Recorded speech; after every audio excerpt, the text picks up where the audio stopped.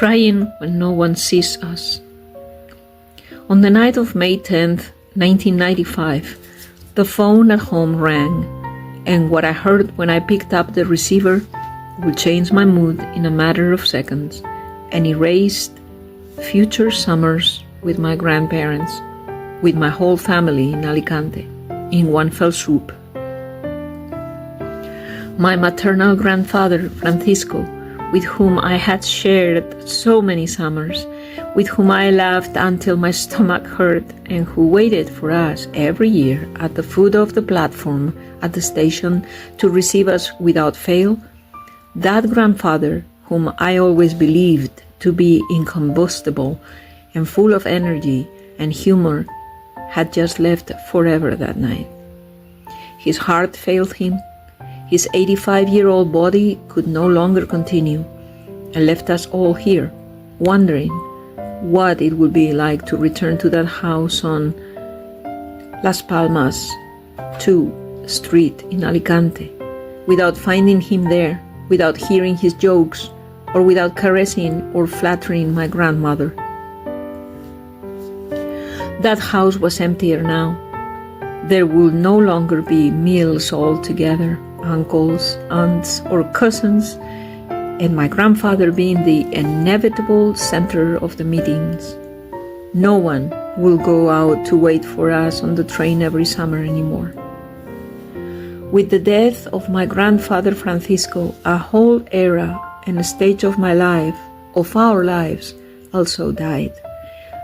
That will only remain in memory and in old photos, which will keep us all as ghosts of a past that no longer exists.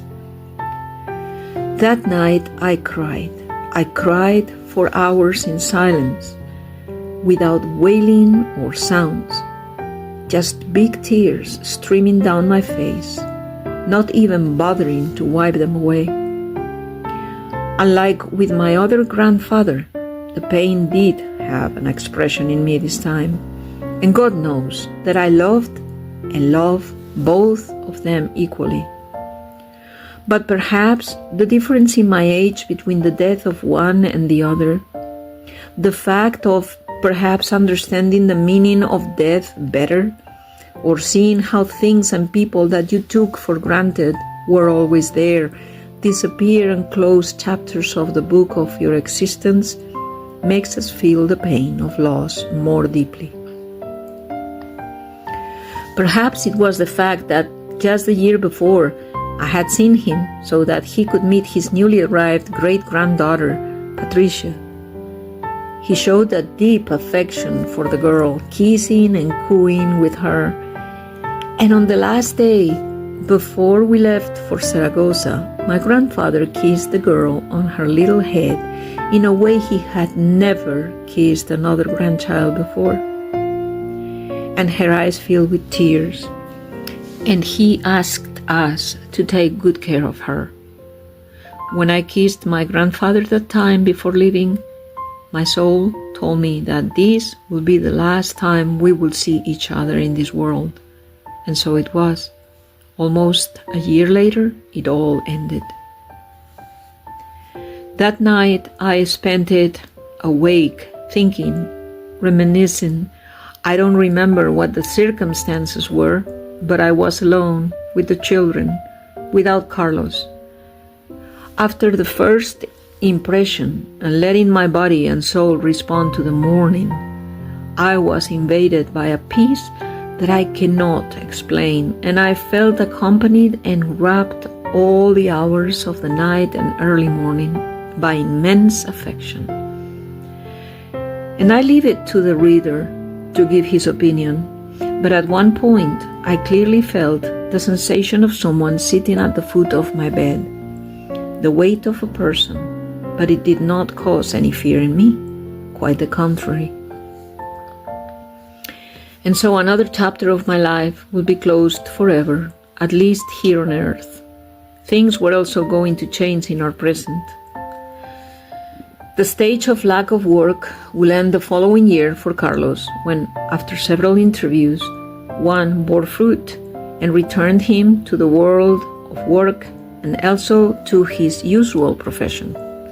In this case, as director again, but this time the mountains of the Pyrenees and of Lleida, and not the beaches of Levante, were the destination that the good Lord presented to us. The place was the ski resort of Boitaul, named after two small villages in a beautiful valley between majestic mountains. A place full of magic and beauty, like many others in the geography of Spain. At first, Carlos went just by himself to integrate into the place and to make sure that the position to be occupied will be assured to move later altogether.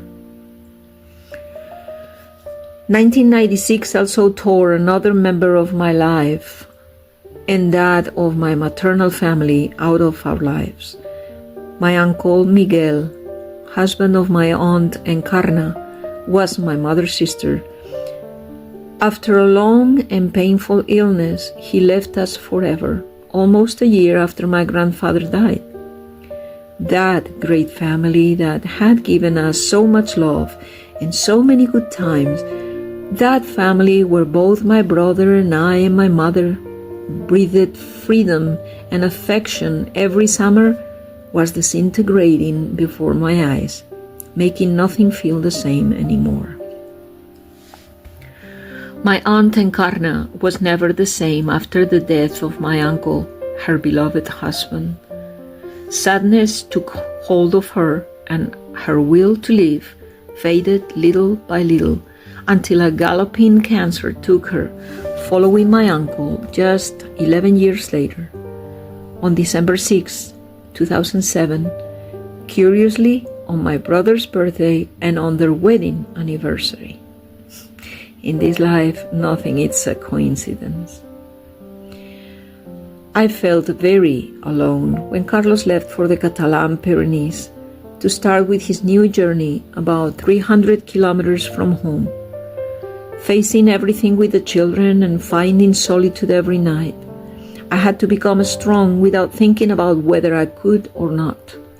And so, the seed of anxiety and depression began to settle in my body without me almost realizing it.